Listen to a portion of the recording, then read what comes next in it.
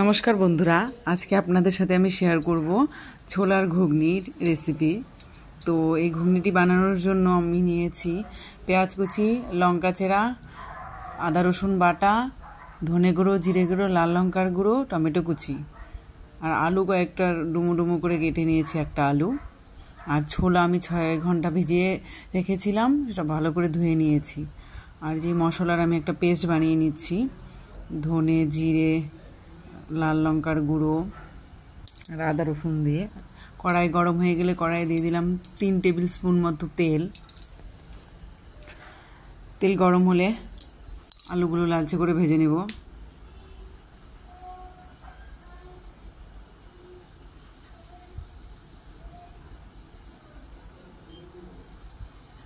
আলুগুলি লালচে করে ভেজে নিয়েছি, এখন এগুলো নামিয়ে নিচ্ছি।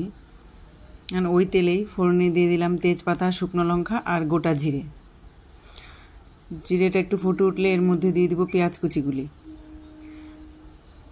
পেঁয়াজ কুচিগুলি একটু লালচে করে ভেজে নেব। যেমন লালচে করা ভাজা হয়ে গেছে, এখন এর মধ্যে দিয়ে দিব টমেটো। দিয়ে দিচ্ছি টমেটোটাও একটু লালচে করে ভাজবো।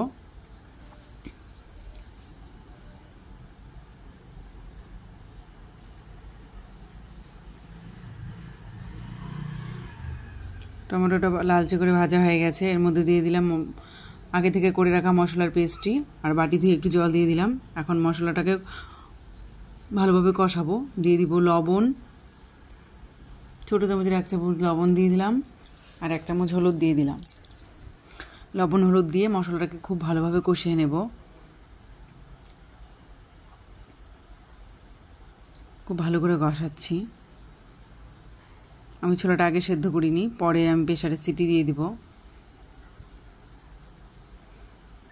যে মশলা থেকে তেল ছাড়তে শুরু করেছে, খুব সুন্দরভাবে কষানো হয়ে গেছে। এখন এর মধ্যে দিয়েছি ছোলা আর আলু। ছোলাটাকেও মশলার সাথে খুব ভালোভাবে মিশিয়ে নিব, একটু নেড়ে চেড়ে ভেজে নেব।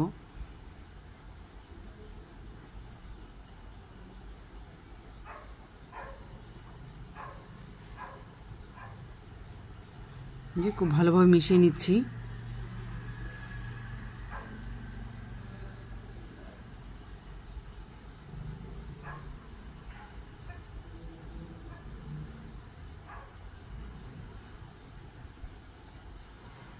যে মেশানো হয়ে গেছে, এখন এটা আমি প্রেসার কুকারে কনভার্ট করে দেব।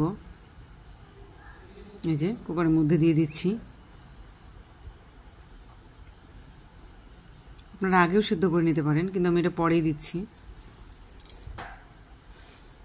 দিয়ে দিলাম জল, 1 কাপ মতো জল দিয়ে দিয়েছি, কারণ গ্রেভিটা একটু টাইট হবে, বেশি পাতলা করব না। ঘুগনি পাতলা ভালো লাগে না। প্রেসার আটকে দিলাম, দিয়ে আমি 4টে সিটি দিয়ে নিব। 4টে সিটি দিয়ে নিয়েছি, কিন্তু আমি জোর করে খুলবো না। যখন প্রেসার নিজে নিজে খুলবে তখনই খুলবো। এই যে খোলার পর দেখুন,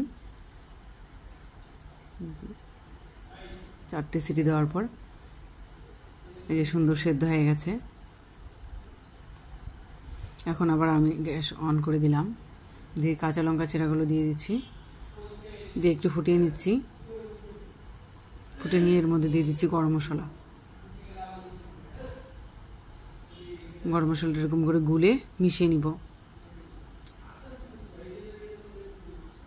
এই যে মিশিয়ে নিলাম। এটা থাকতে থাকতে একটু টেনে শুকিয়ে যাবে।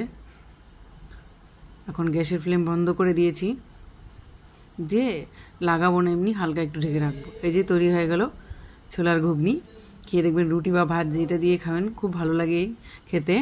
আপনারা অবশ্যই একদিন ট্রাই করবেন, আর কেমন হচ্ছে অবশ্যই জানাবেন, আর চ্যানেলটিকে সাবস্ক্রাইব করবেন। ধন্যবাদ।